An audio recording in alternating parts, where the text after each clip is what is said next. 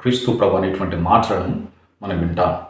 తండ్రి నన్ను ప్రేమించినట్లు నేను మిమ్మల్ని ప్రేమిస్తూ ఉన్నాను, అదేవిధంగా మీరు ఒకరినొకరు ప్రేమించుకోనండి, నా ప్రేమలో మీరు నెలకొని ఉండాలి అంటే నా ఆజ్ఞలను మీరు పాటించండి అంటూ చెప్పేటువంటి మాటలు. ఆ మాటలలో భాగంగా క్రీస్తు ప్రభు అనేటువంటి ఇంకొక మాట, తన స్నేహితుని కోసం ఎవరైతే ప్రాణాన్ని ధారపోస్తాడో అంతకన్నా కూడా గొప్ప ప్రేమ మరొకటి లేదు అనేటువంటి మాటలు కూడా వింటున్నాం. ఈ మధ్య కాలంలో ఫ్రాన్సిస్ పోపు గారు ఒక విశ్వలేఖ రాశారు. డిగ్నిటాస్ ఇన్ఫినిటా, హ్యూమన్ డిగ్నిటీ అనేటువంటి అంశం పైన, అనగా మానవునికి తను పుట్టుకతోనే దేవుని యొక్క పోలికలో సృష్టింపబడ్డాడు కాబట్టి ఆ గౌరవం అనేటువంటిది మనిషికి పుట్టుకతోనే వస్తుంది.